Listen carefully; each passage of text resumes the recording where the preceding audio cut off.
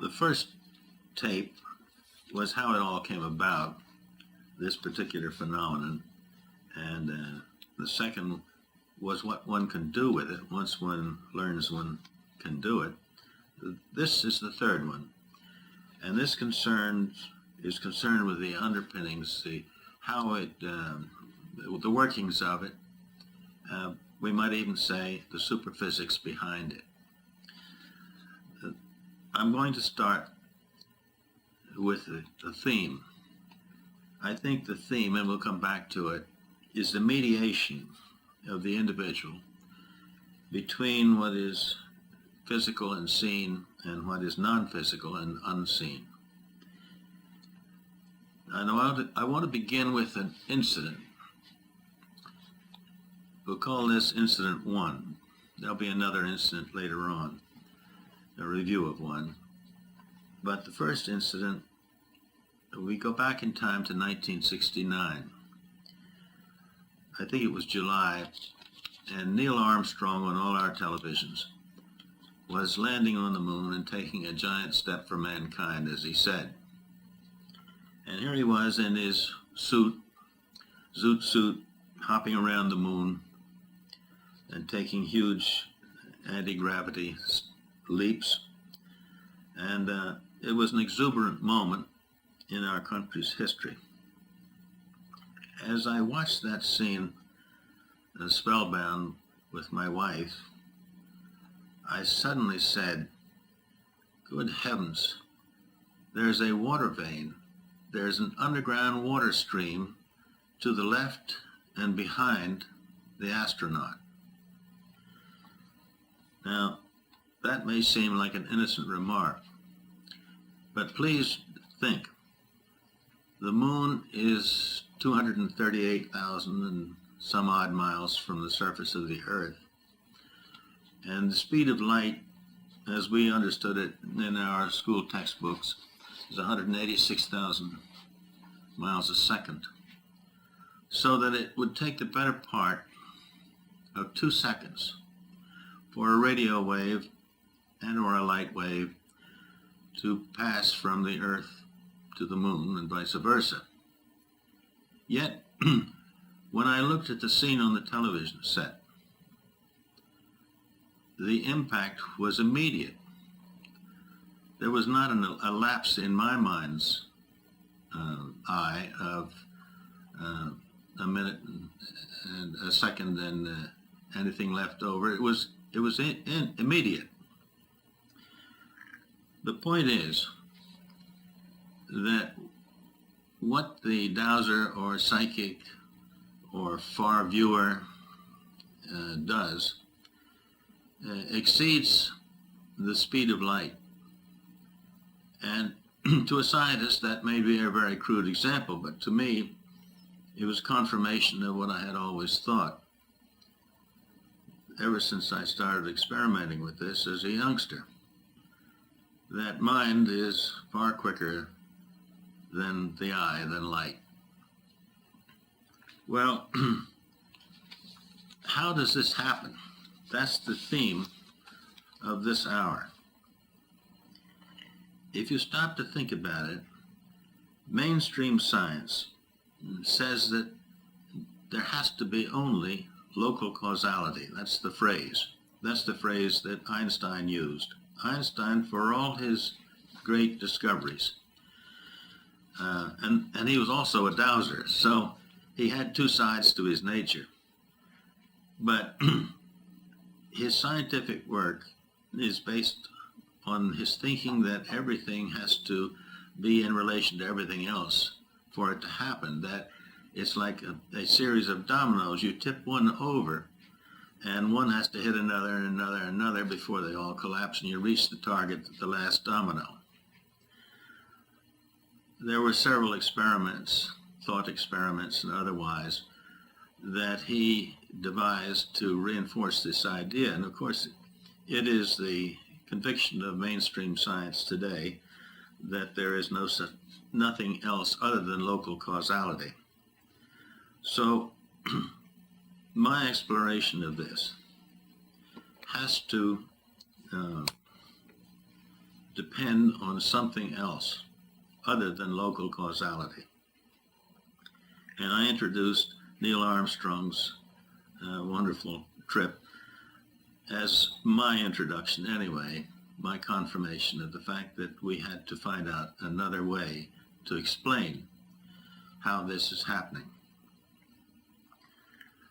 My explanation is an age-old one.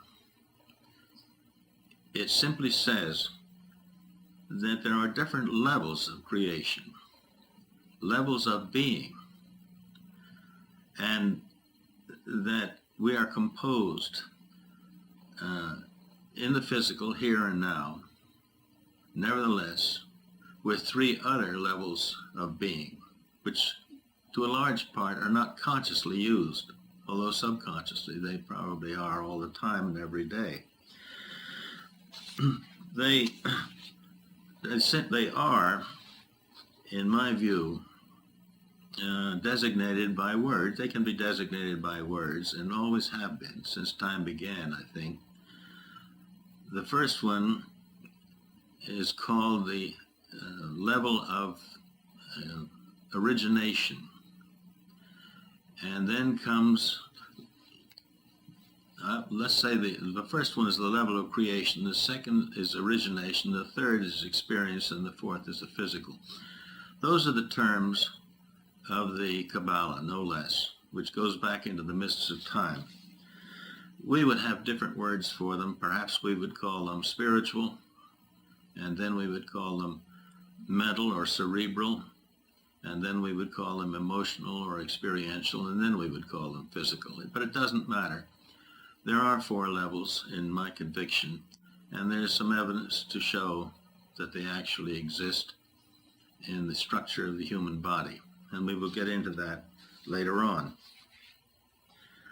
But in my view, the explanation for the fact that we can move beyond space and time must have something to do with our ability to automatically step ourselves up and enter another rung, another level of our being, which corresponds to those levels in creation elsewhere, that corresponds to the targets that we are seeking. And in that level, there is no separation. There is no separation or blockage. Blockage of what? Of space and time. So I'm suggesting that in the next level above this, the so-called emotional, some people call it the astral level, there is an absence of space and time. It's as if space and time were created in order to prevent everything from happening at once. That actually, according to Larry Dowsing in his nice book about alternative medicine, was scribbled in graffiti over the urinal in the club in Dallas, and he used it as a heading for one of his chapters. God invented space and time to prevent everything from happening at once. It's part of the conditioning of the schoolroom, if indeed the planet is a schoolroom in which we are privileged to enter, learn, and matriculate. Then there has to be something like that to keep everything in order. Well, to go back again, is there anything else that would indicate that I'm right and that there is another level in which we can enter and begin to be unseparated from all that is according to our intent? Perhaps the semiconductor is a clue to this too. The chip, whatever it's made of, in its crudest form, quartz, but there are other minerals too that serve as chips, of course. What permits the electron to go through it and enter the other side? there's a physical barrier there. I don't know of any explanation today of the tunneling effect, so-called tunneling. Tunneling implies that it is thought that the electron somehow finds a physical passage above, below, or around the chip to come up on the other side. I'm suggesting that one of the properties of those minerals is that an ability to permit, to inspire, if that's the right word, the electron to pass into another dimension and then come down from it into the physical world on the other side. To me, that's a much more logical explanation as a practitioner of the kind of thing I'm talking about than having it find a tunneling effect in order to accomplish its purpose. But in any case, I think that there is a ladder, and I want to speak a little bit about that before I go into more details. I think there is a ladder of creation in all things, and I think the Kabbalah is probably the hand-me-down information of that, which is disregarded by science, which deals only with the physical.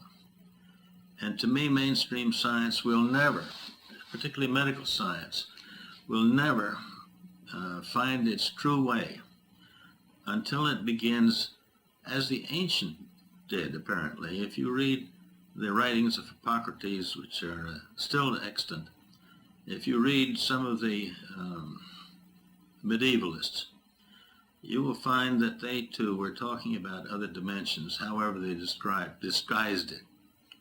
And they used it in their treatment. The last one that I know of that was quite blatant about it was Paracelsus. But I think that a brief summary of it would be helpful here before we go on. I mentioned the physical, which we're all familiar with. I said that above that there was an astral or emotional level, and above that a mental or cerebral level, and above that a spiritual level. But we're composed of all of those.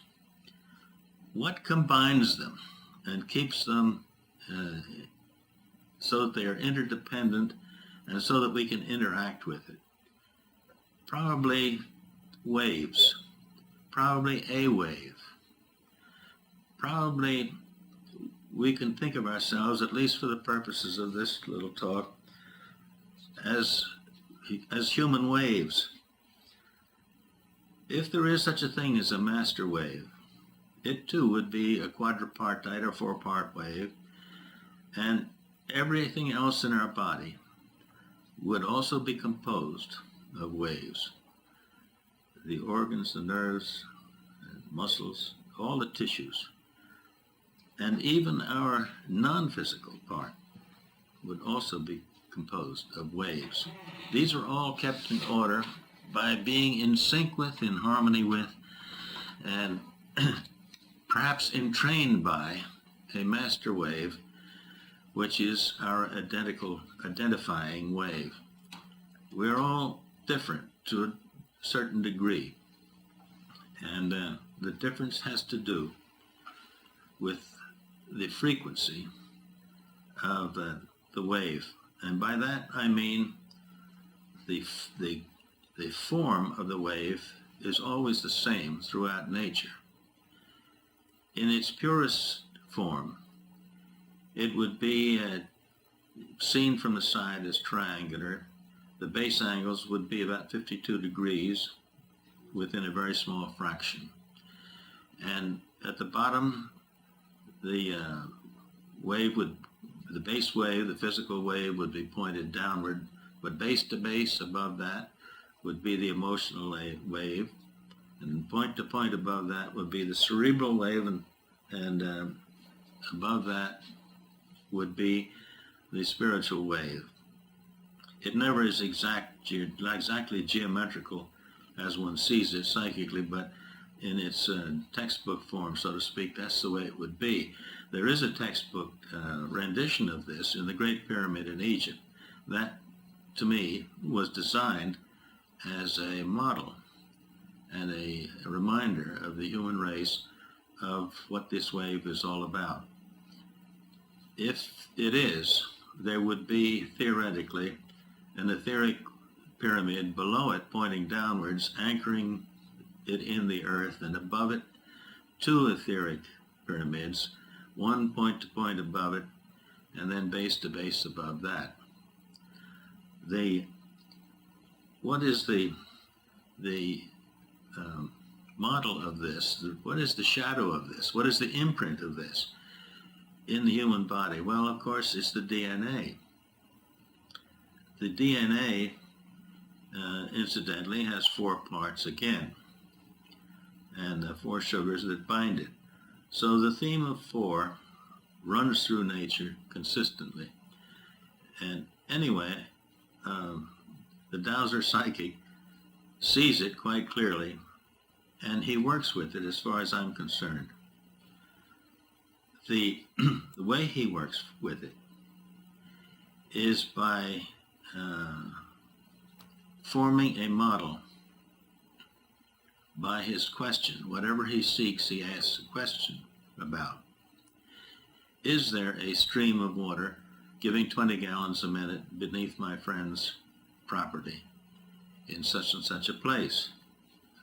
Well, that immediately forms a 4-part wave. Even the intangible are formed by waves. Where is this formed? Well, the ancients tell us that there is a third eye, and so it does seem to us that there is one. The midbrow has on either side 2 key parts in this. One is the pineal gland, which has a great deal to do, we're told, with receiving psychic thoughts. But the other thing is very little known, and that is an extension, an etheric extension from the midbrow in a tube-like form, and it is both a receiver and a transmitter. At the tip of this extension, when the dowser or psychic asks for something and phrases his question precisely, a little tiny, very small but still measurable 4-part wave is formed at the end of the tip, end of this organ, invisible organ. This in turn, if the quest is to be successful, must conform to the wave of what is created in the way of a 20-gallon wave under his friend's property. If there is none, then there is no resonance, so to speak, between the 2 waves. If there is one under the property, then there is an immediate wave-on-wave sense of completion, and the information comes back through this same organ. I said it was a transmitter and a receiver, and is processed in the brain, perhaps by the hippocampus, if I'm right, and transferred into words and numbers. The curious thing is that this is entirely automatic. It's the birthright of the human race. We all have this organ. It's just not used by most of us. But the point is that it immediately shuts off when the question is no longer asked. When the seeking is no longer being done, then it's at rest. Reactivated at once.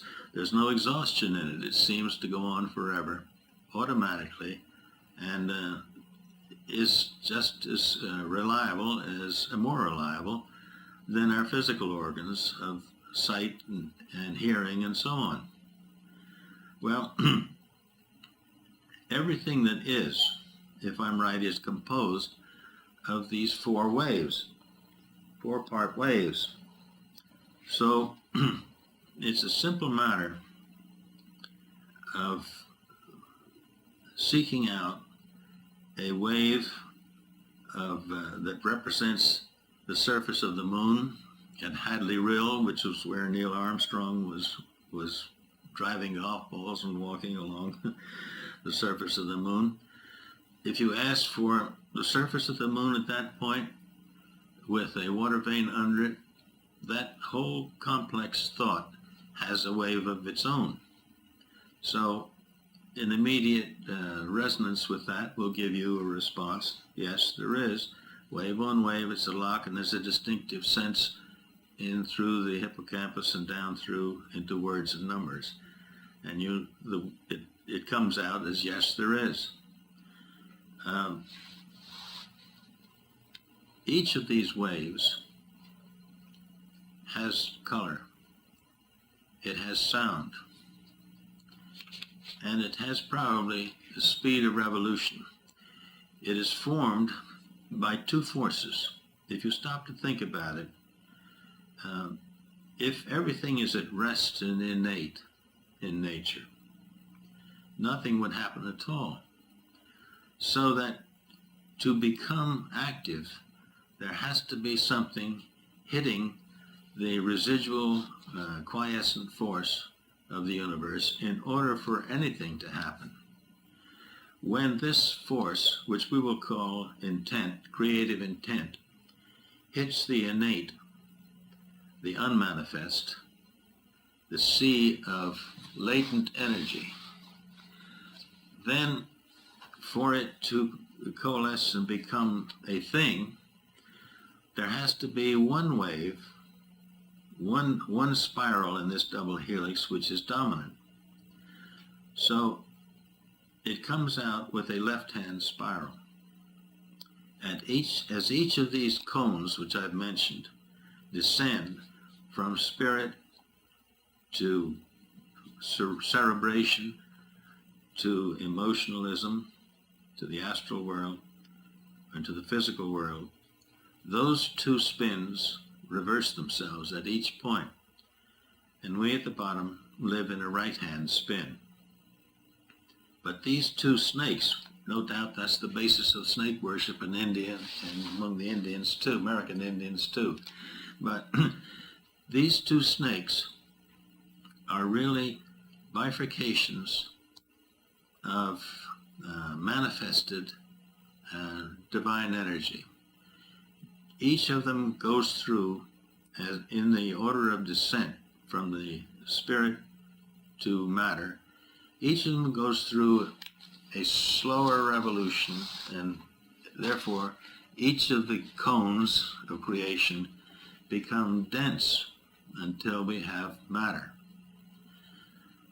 The interesting thing is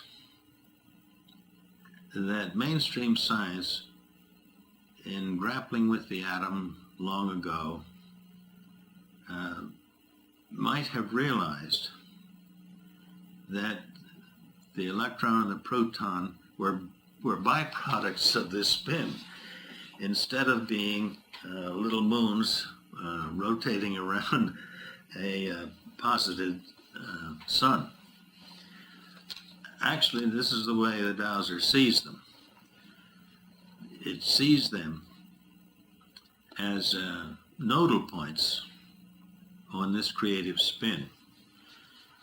And when you stop to think of the billions and billions of dollars that have been spent in the cyclotrons, sending protons swirling around with a magnetic force to crash into each other and create smaller particles and subparticles of those particles, the solution to me is that these are simply scatterings, if that's the right word, of the creative spin.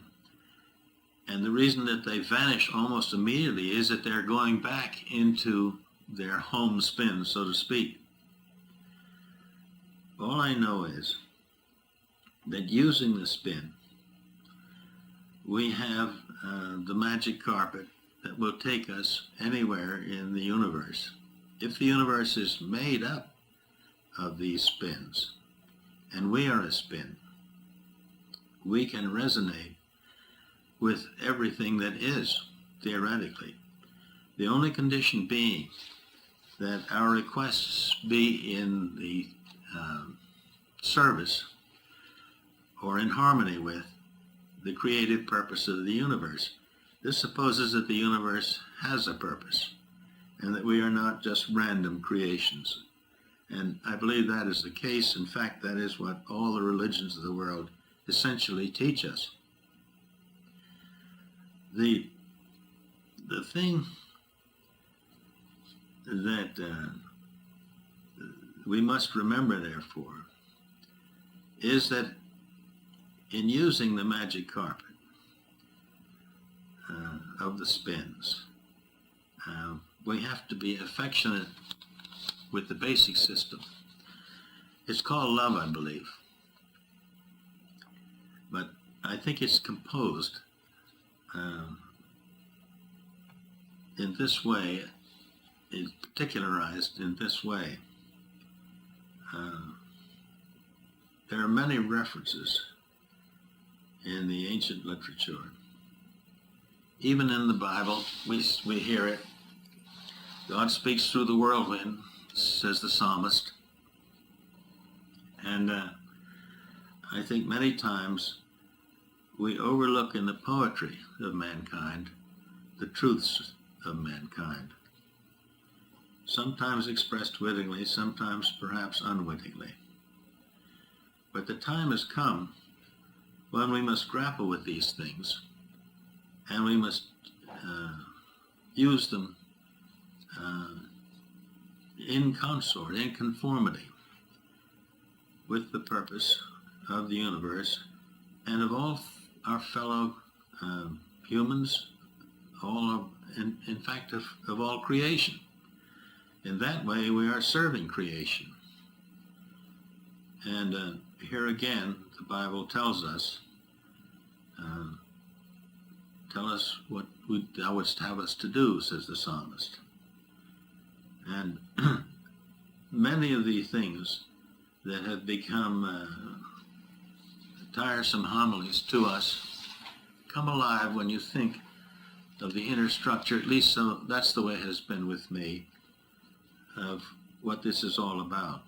I want to go back into to particular instances because we've talked enough about theoretical things for a moment.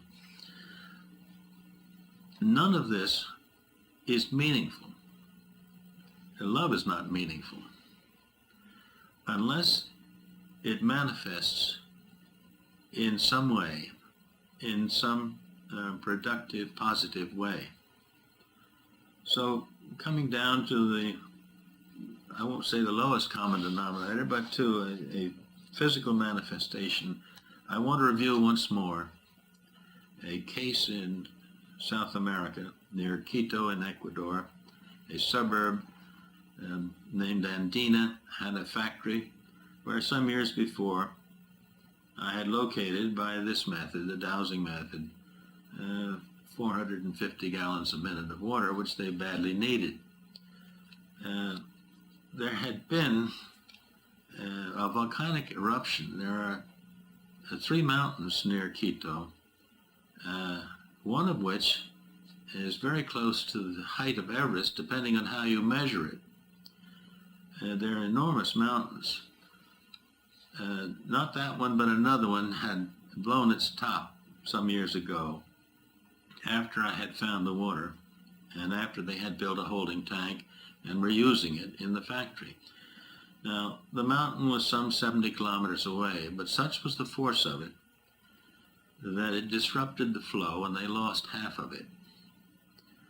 It was a strong eruption.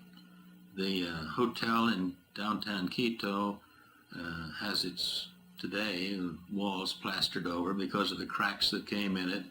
At the time people were running in the streets, they thought the end of the world had come. It was quite an exciting time.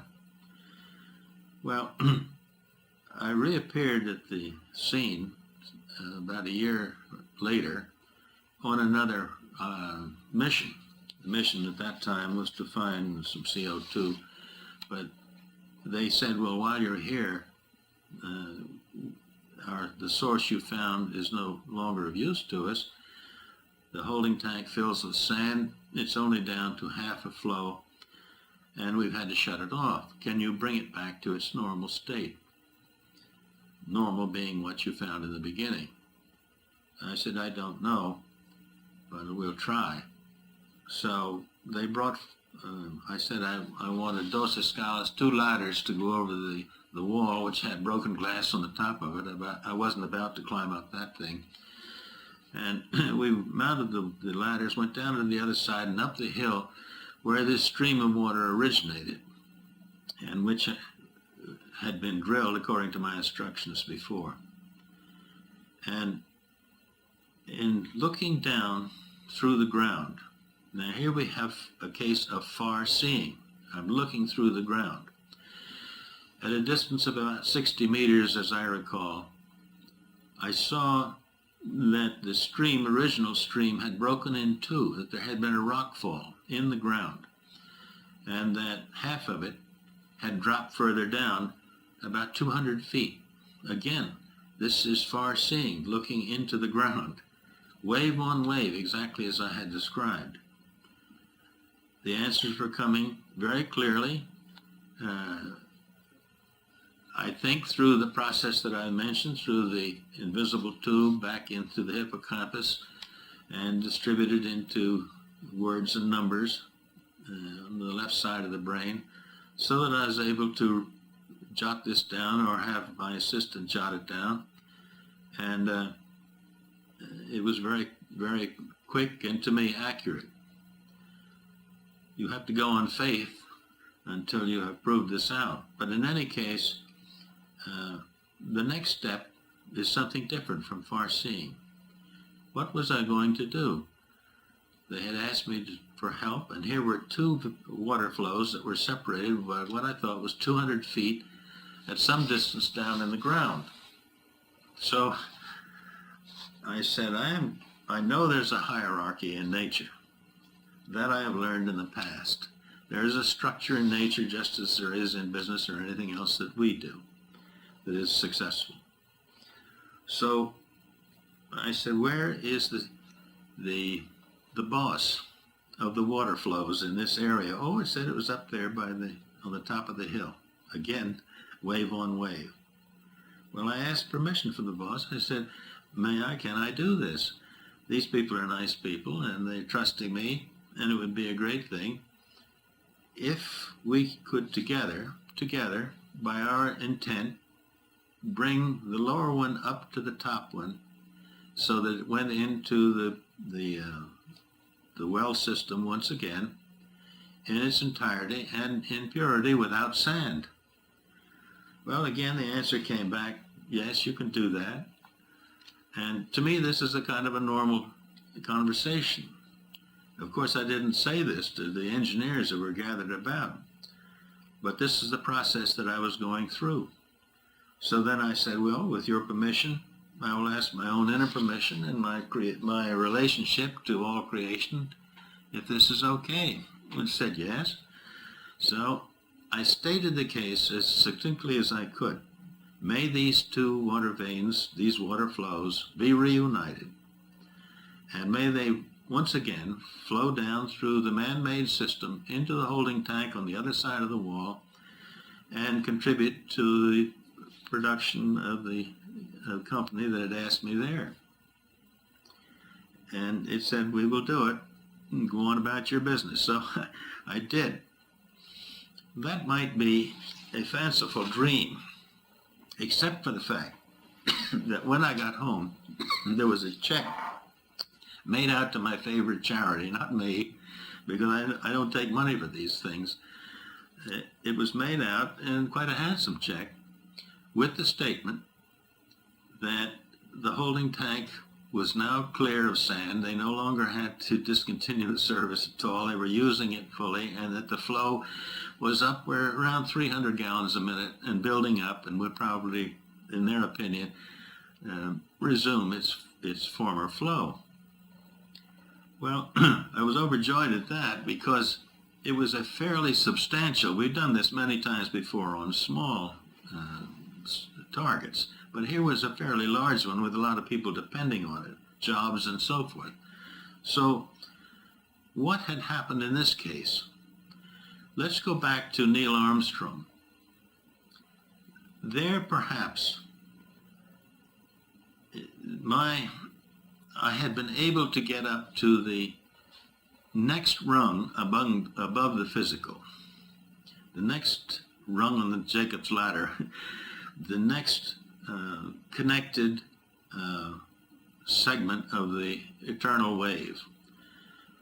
And there I had united with the next segment of the eternal wave on the surface of the moon.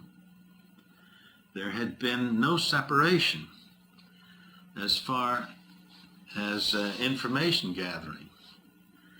But this was a different thing. What had happened so that I could unite with the water in the ground and bring it up to its other half and get the two to flow continuously down into the tank once again?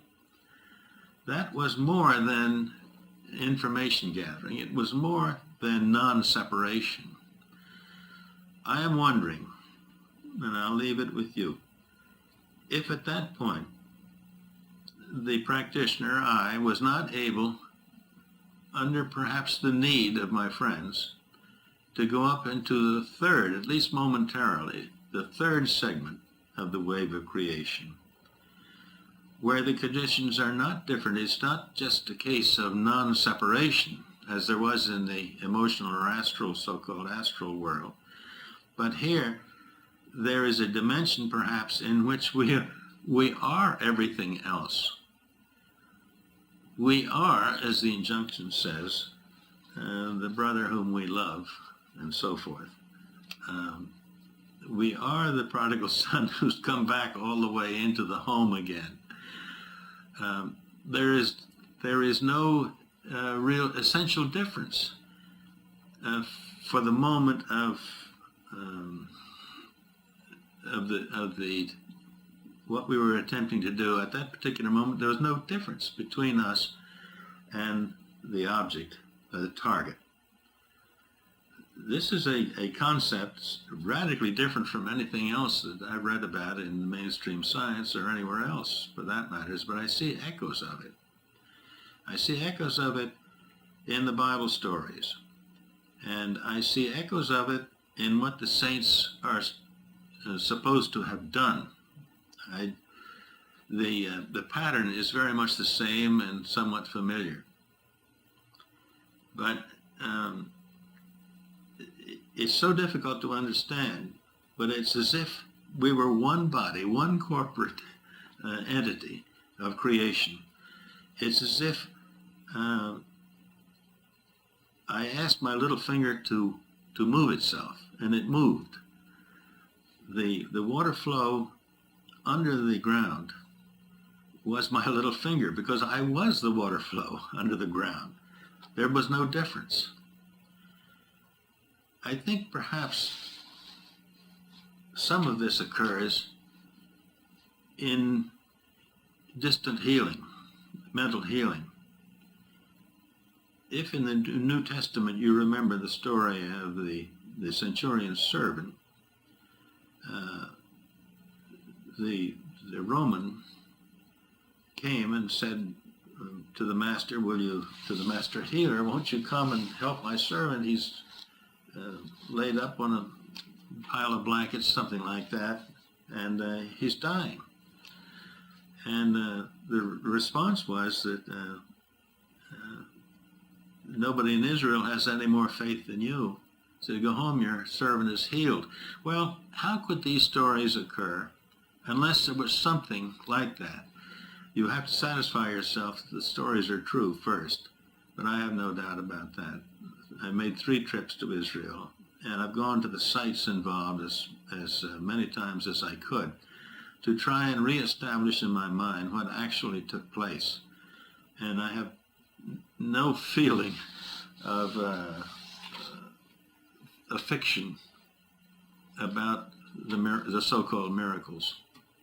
They sound too much like what we are trying to do. Of course, we can't do it exactly as in such exact perfection, but the method doesn't seem so far away. In fact, the promise is all over the New Testament. It says, if you have the faith, trust of a grain of mustard seed, which is a tiny little object. A mustard tree is about 7 or 8 feet tall, a bushy thing, and the pods release a zillion different tiny little seeds. It's a perfect figure. If you have the faith of a grain of mustard, these things you will do and greater. And be ye perfect, it says elsewhere, even as your Father in heaven is perfect. It's a question of claiming these promises, but you have to want to do it. And there again, the pitfalls are specified. Sometimes the seed falls on barren ground. Sometimes we are so busy with our businesses and our families and one thing or another, our financial worries, and all kinds of things that get in the way of this. But it says over and over again, it can be done if you want to, and if you have trust and faith, it will be done, if this is important to you. Well, in my case, for some reason or other, it was a thread that worked through my life from I was 11 years old. And it's come full circle in a way, because I'm seeing things more clearly than ever I did at the age of 80. And perhaps in some ways I'm more useful than I ever was. So there's something else in this too.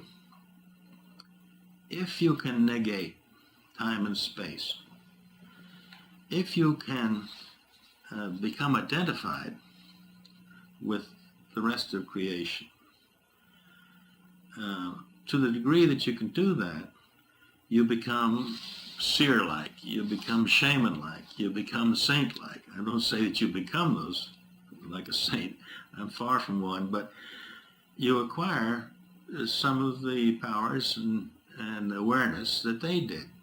Knowledge is power. So with knowledge, you become able to do things. You can see perhaps into the future, because the future itself has a waveform, the events of the future. So in a recent lecture in Glasgow, we had some fun talking about the crazy things that had happened in the dowsing world. These were a bunch of dowsers, men and women. And at the end, I suggested that certain things might have inspired them to think that change was coming in the planet. And maybe they saw a big change, maybe even huge change.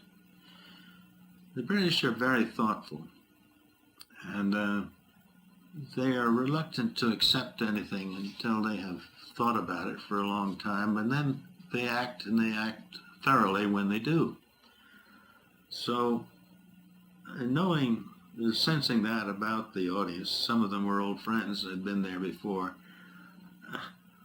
I said, if you do sense the change is imminent, why, what can we do? Well, just in the way of general advice, suggestions, I would say that the first thing to do is to be ready, emotionally ready. I mean, that there could be change, which you may already be. The second thing is to be friendly with nature, nature being life, nature being the creative system itself. Be affectionate with it, and it will be affectionate with you. He who honors me, says the good book, I will honor. That's the system. The third thing is to be useful. And by being useful, I mean be useful to others in a way that you uniquely know how to be useful. It seemed to me these are three saving ways to look at any disruption or pain or suffering that comes along in life. They've been useful to me, and I pass them on for what they're worth. By way of summation, in spite of all the words that I've used to try and express it, the system is basically very, very simple. Truth must be simple if it's truth. The everywhere double helix has a similar form, no matter whether it's composing sandstone, limestone, human body, the body of a squirrel, a thought. Everywhere that quadripartite form spins away. Many of the ancient sites are memorialized in this way. Stonehenge, of course, comes to mind. The Great Pyramid comes to mind. The dance floors of the Indians in the West come to mind. There are many stone areas here in the East along the Susquehanna Valley. There are artifacts, obviously, because nature could not have formed balancing rocks in the way that these are formed, one above the other, for example. No glacier moving south in the thousands of years ago could have left one intact and not destroyed the other. Some of them have inscriptions, agam so-called, but no one knows really how long ago they were formed. But each of these sites can be found a double helix rising from it. They are like acupuncture points in the earth. Somehow or other, the ancients, indigenous peoples all over the world recognize this in their religion, in their devotions, and built sometimes huge monuments, sometimes simple ones, to commemorate that particular waveform that emanates or maybe enters the earth. It's a two-way thing, very much like our own structures, which comes and goes. If our structure comes from, quote, somewhere else, it has to go back to somewhere else. And you can, quote, see a two-way double helix over these sites, large or small. The standing stones on Dartmoor in southwest England, and the cheese rings that exist near Lebanon, Pennsylvania, they all have the same property. How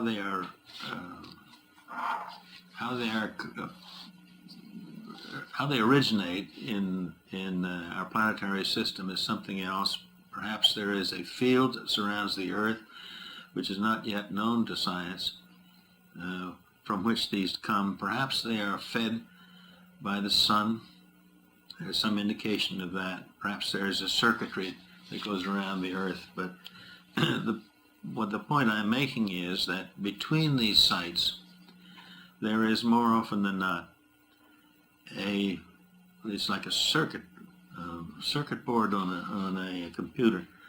There is a line of force connecting them, stamped on the face of the earth as if it were stamped. If there's a break in the level of the earth, a cliff or something, the line of force goes along and immediately starts at the bottom of the cliff again. It's about 5 feet wide, the width of a Roman road, and it has a directional force in it.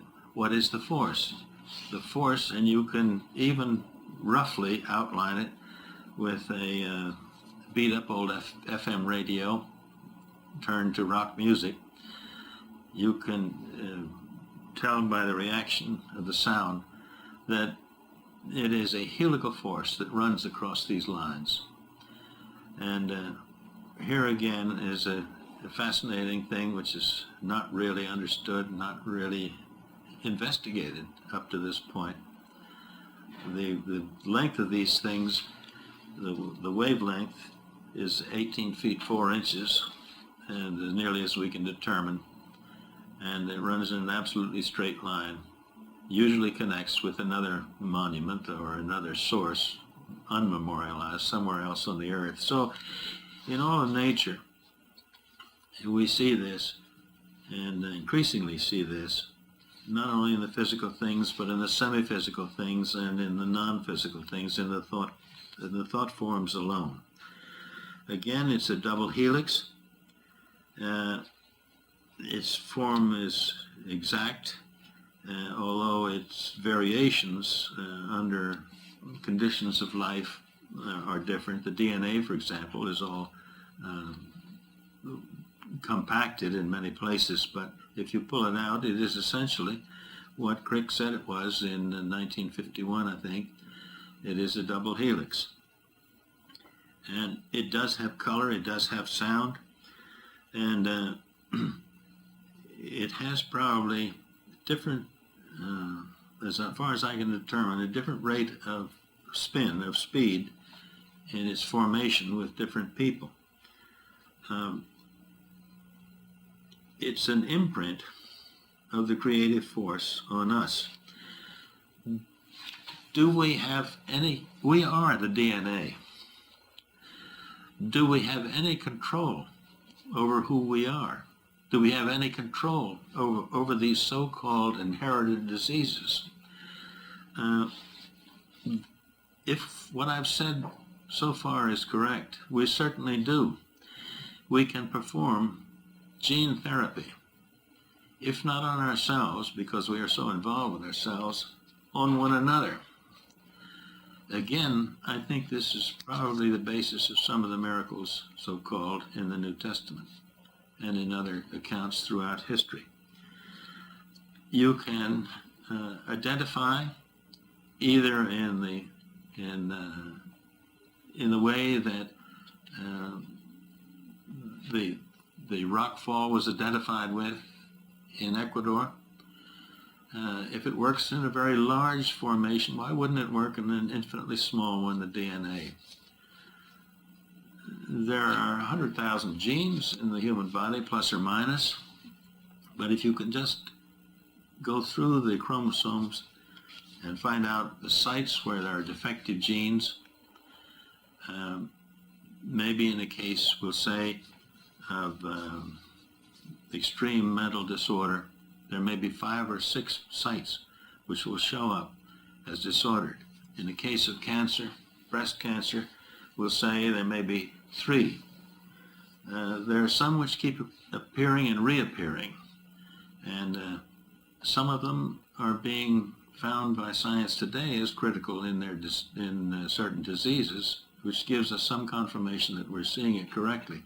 But the point of it is that if we can change things at a distance, if we can see things at a distance and change things at a distance, why can we not, under certain conditions, change either our own DNA or those of someone who has asked for help? The answer to me is that we can perform gene therapy, and we've been doing it for years. As far as I can see, we need help, laboratory help, to define with a laser that we actually do what we say we are doing. I think that will probably come in time, because if one person is doing this, the general rule is that other people are doing it, and there's a critical time comes when it becomes approved by the authorities, and all of a sudden everybody says, oh yes, we knew that all along. So I'm quite sure that the various diseases, as Andrew Weil says, we shouldn't think in terms of diseases, but in terms of health, as the way the ancient Chinese have always done. It's not the National Institutes of Disease, it's the National Institutes of Health. And both our government and our medical profession and our scientists and we ourselves should think in terms of health, and health is a completely harmonious DNA. Harmonious with what? If I'm right, with our master wave, the wave that we were created with. Were we created with it, or do we, in conjunction with the forces of the universe, create our own DNA? I think the latter. I think we are responsible to that degree. We are given the force to work with, and we create it. Perhaps we create it in lifetime after lifetime, but I think that we are responsible for it, and in the end must deliver it back to the creative system in perfect order. Well, I've said again that nothing exists, in my view, unless it is composed of an infinite number of these double helices overseen or entrained or put in place by a master wave. What puts the master wave in place is another question, and it merges into theology and philosophy, but there's some evidence that the scientists long ago began to see that. There was a doctor at Yale that I mentioned in some of the other talks, who found that there was nothing he measured in the human body that did not conform to an electromagnetic force outside the human body. So this waviness of all things applies not only to the physical tissues, but to an etheric surround, an etheric anatomy, which goes around the body too. That is composed of 3 layers, and they correspond to the spiritual, the mental, and the astral, and of course make the physical, I think, what it is. They all have to be kept in good order. They all have to be harmonious, and it can be done by our own will and intent, not only with others, but perhaps with ourselves as well. Well, I think we're coming to a close, and this is the best view that I can give you, or give myself at this point, to explain what I do. We have already recorded things that we've done, and we continue to do them, and sooner or later it will be defined accurately and succinctly, and everybody, I think, will be doing it. I close again with the phrase that the whole job concerns mediation between the physical and the non-physical. You have to recognize that, and that's all. If you recognize that, then the next step, if you want to do something about it, will begin like Neil Armstrong's, a great step for not only for yourself, but for all mankind, because if it's true what I've said, we're all united. So what you do for yourself in this way, you're doing for all of creation as well. I think the Jesuits are right when they say, no hay un grano de polvo, there's not a grain of dust that doesn't have its purpose in the universe. And on that note, we close.